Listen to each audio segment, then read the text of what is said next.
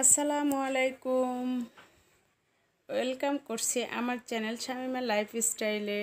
কাছে দূরে দেশে এবং দেশের বাইরে থেকে যে আপু ভাইয়ারা আমার ভিডিওটা দেখতেছেন, আশা করছি আল্লাহর রহমতে সবাই ভালো আছেন। আলহামদুলিল্লাহ, আমরাও অনেকটা ভালো আছি। তো বরাবরের মতো নতুন একটা ভিডিও নিয়ে চলে আসলাম। আশা করি সবার ভালো লাগবে, আর ভালো লাগলে একটা লাইক দিতে ভুলবেন না প্লিজ। আজকে আমাদের অনেক খুশির একটা দিন, আর খুশির দিনের জন্য আমাদের আজকে খাবার দাবারটা একটু খেয়াল খুশি মতোই হচ্ছে। তো আজকে হচ্ছে রাত্রের খাবারের জন্য রান্না করতেছি বিরিয়ানি। আজকে হচ্ছে আপনারা সবাই জানেন এইচএসসি রেজাল্ট দিয়েছে। তো আমার ছেলে এইচএসসি পরীক্ষা দিয়েছিল, আর রেজাল্ট ভালো হয়েছে, সন্তুষ্টজনক। আমি অনেক অনেক খুশি, আর সেই খুশিতে আজকে রাত্রের খাবারটা বিরিয়ানির আয়োজন করা হচ্ছে। তো মিষ্টির পর্বটা শেষ হয়ে গিয়েছে বিকাল পর্যন্ত, আর এখন রাত্রের খাবারের জন্য বিরিয়ানি রান্না করা হচ্ছে। তো ফ্রিজ থেকে মাংস বের করে নিয়েছি, এখন চাল নিয়ে নিলাম। তো এখন রান্নাটা শুরু করব। আর আজকে আমি বিরিয়ানির প্যাকেটের মশলা দিয়ে রান্না করব না। আমি সব সময় বিরিয়ানির নিজে বাটা মশলাটা দিয়ে বিরিয়ানিটা রান্না করি, আর রান্নাটা সেভাবে রেসিপিটা শেয়ার করব না, কারণ আমি আরও এর আগে একবার বিরিয়ানির রেসিপি শেয়ার করেছি। তো সেই জন্য আর সেইভাবে শেয়ার করলাম না। আর আমি জানি আমার আপুরা সবাই সুন্দর মতো বিরিয়ানি রান্না করতে পারে, কারণ এটা একটা কমন খাবার, সবার পছন্দের খাবার। সেই জন্য তো আমি আমার পরিমাণ মতো সব মশলাগুলো এক এক করে অ্যাড করে দিচ্ছি।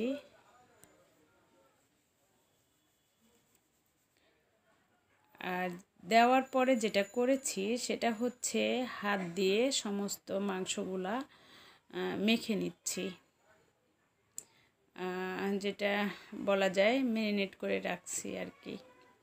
আর আমি এখনও টক দইটা দেই নাই, তবে আমি যখন ম্যারিনেট করে রাখবো, টক দইটা যখন ছোটে নাই তখন ছুটলে দিয়ে দিব। আর এখন আমি হাত দিয়ে মেখে নিচ্ছি।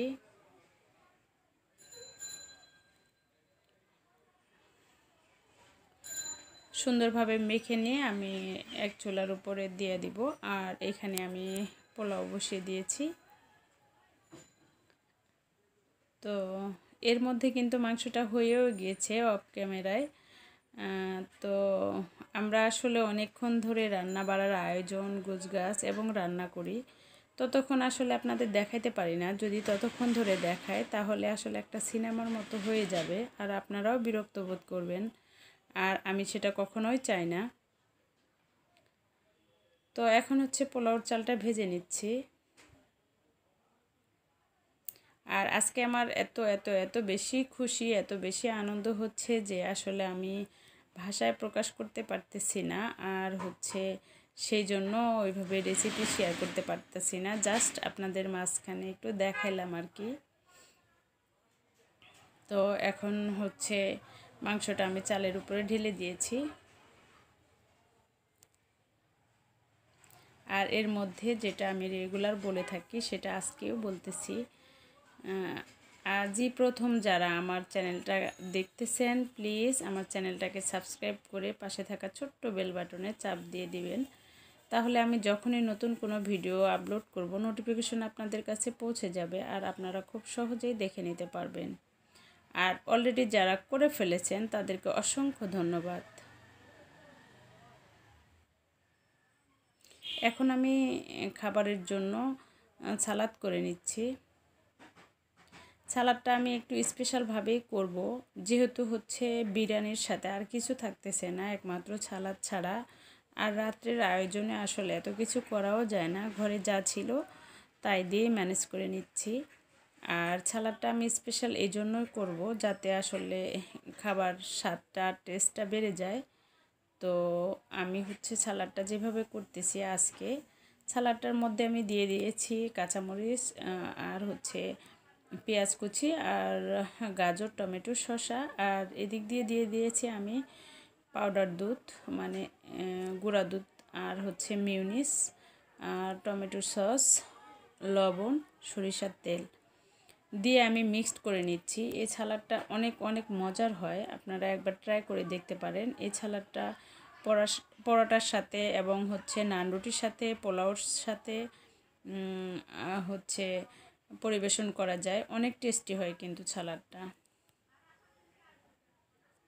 তো আমি এখন সালাডটা করে নিচ্ছি।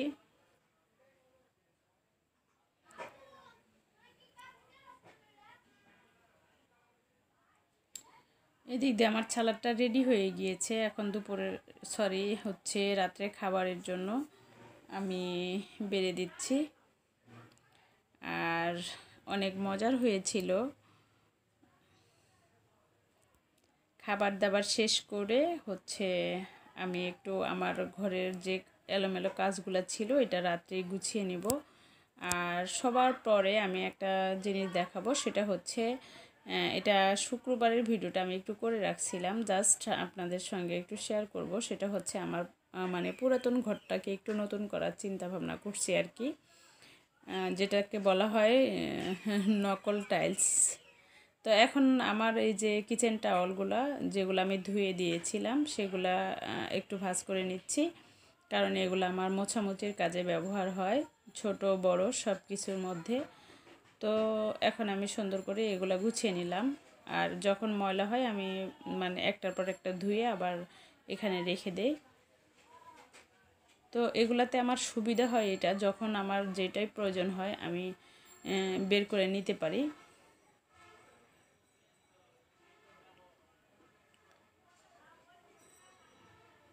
তো একটা আবার রেখে দেওয়া হয়েছিল, এই জন্য আবার এটা রিপ্লাই করলাম। এখন হচ্ছে এগুলা ভাঁজ করা শেষ, আমি এখন এটা রেখে দিব।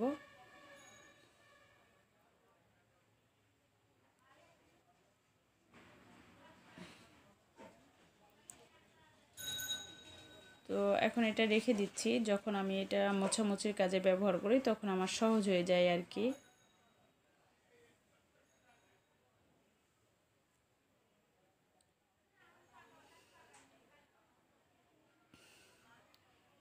তো এখন হচ্ছে চলে আসলাম রুমে। আর এই যে আপনাদের সঙ্গে বলেছিলাম যে আমি রুমটাকে একটু পরিবর্তন করেছি, তো ম্যাটটা বিছিয়ে নিচ্ছে আপনাদের ভাইয়া। আর দেখতে থাকেন, আগামীতে আবার দেখা হবে। সে পর্যন্ত সবাই ভালো থাকেন, সুস্থ থাকেন, আমাদের জন্য দোয়া করেন।